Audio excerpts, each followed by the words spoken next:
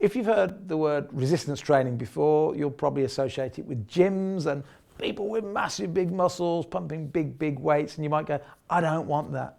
In fact, I've got a good friend, Angeline, that when I talked to her about her exercise and I told her she had to start lifting some weights and doing something, she said, I don't want that. I don't want to have triceps and biceps, I don't want it.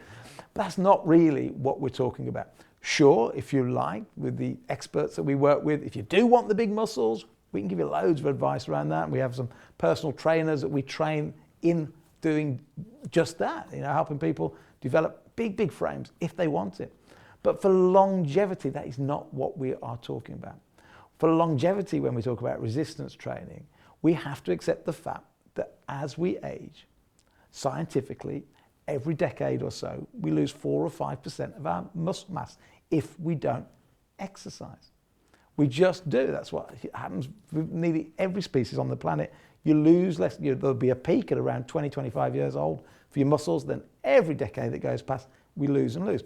So why is that a problem? It is a problem because our muscles support our joints, and for longevity and to make sure we're still able to move around right, to our very last days, we need to keep our muscles strong. Don't have to be massive. We're not trying to be Arnold Schwarzenegger.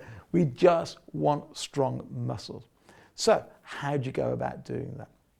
Well, we believe in something called time under tension, time under load, that if you are going to a gym, it's about working with light weights, but for longer periods of time, rather than just trying to do 1 rep maximums and 1 rep curls or press-ups or bench presses, rather than trying to do massive amount of weight on anything.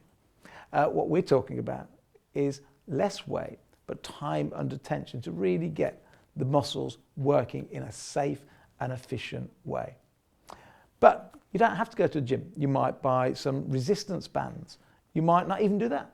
You can even do press-ups against a wall. You can do dips off a chair. And one thing I always recommend to everybody, and probably one of the most important reasons why to download the Health Results app, is that we've got hundreds of different exercises in there. We've got exercises for people that do go to the gym.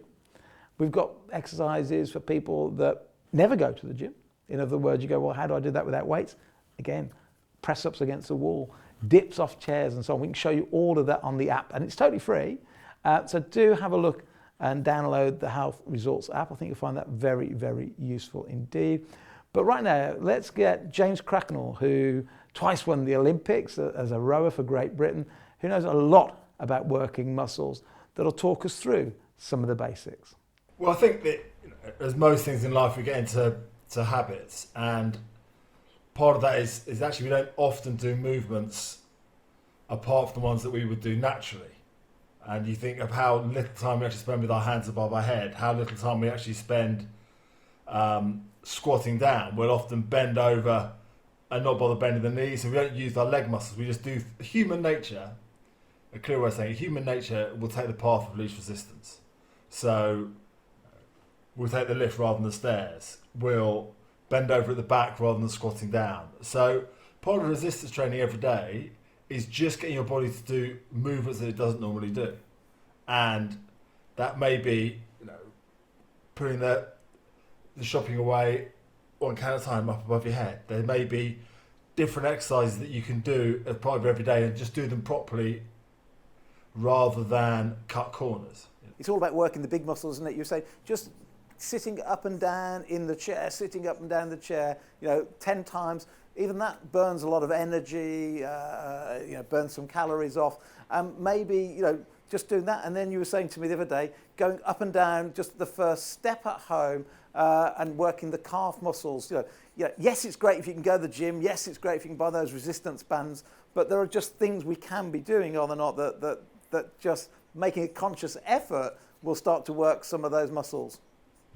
Absolutely. And you mentioned stairs there. A good example is, firstly, always take the stairs, if you're out, not in the house, but always take the stairs on the elevator. And then when you're at home, miss out a step. Just take 2 steps at a time. So you actually, when you do walk up the steps, you're just getting that bit of stretch and then that extra bit of load rather than just taking 1 step at a time.